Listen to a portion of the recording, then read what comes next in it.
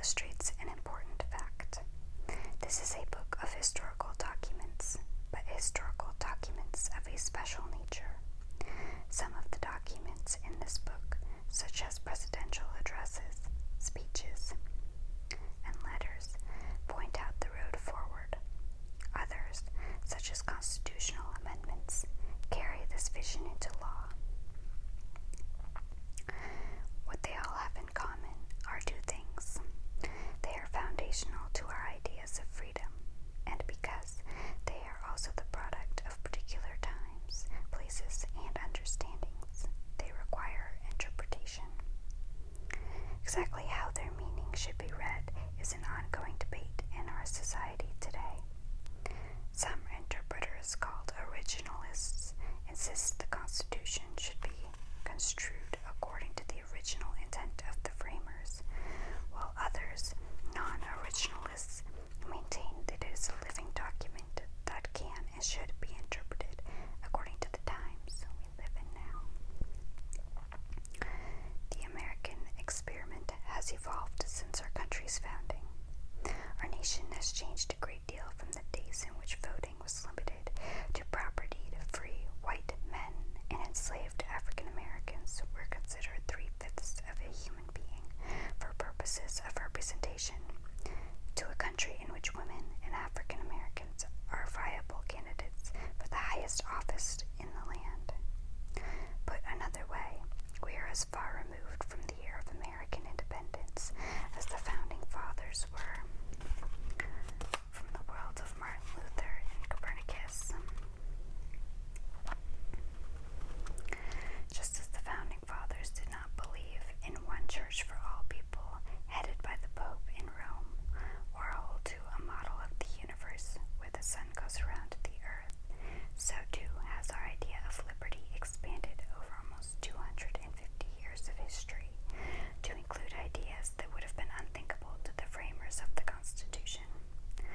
This book allows you to read the founding documents for yourself and see how the concept of liberty has expanded over time. After all, one of the great ideals of American democracy is that ordinary people can read and interpret the foundational documents for themselves, but understanding our country's past, we can help to shape its future. But first, we must be well informed of the context of those documents.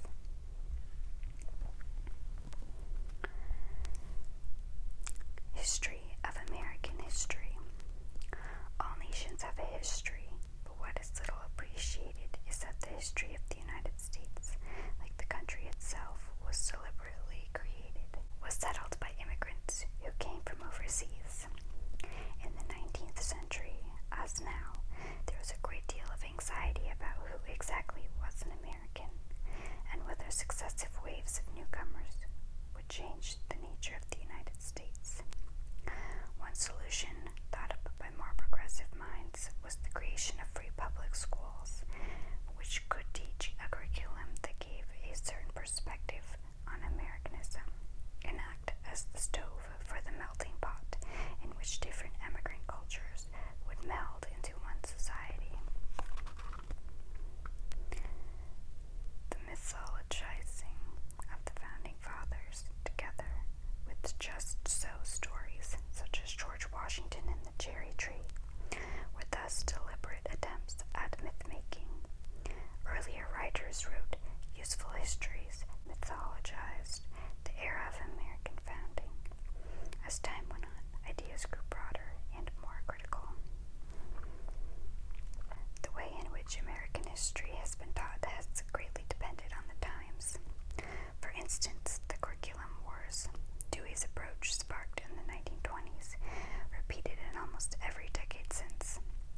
Should the study of history solely instill patriotism, or also critique our nation?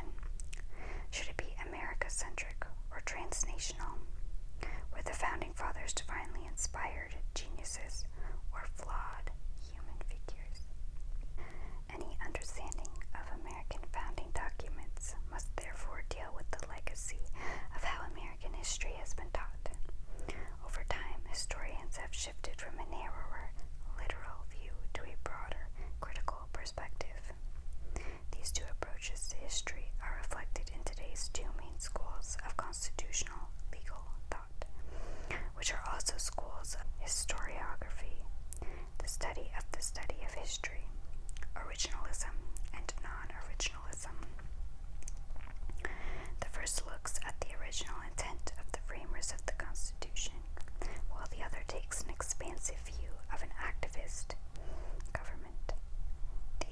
philosophies tend to toe certain political lines.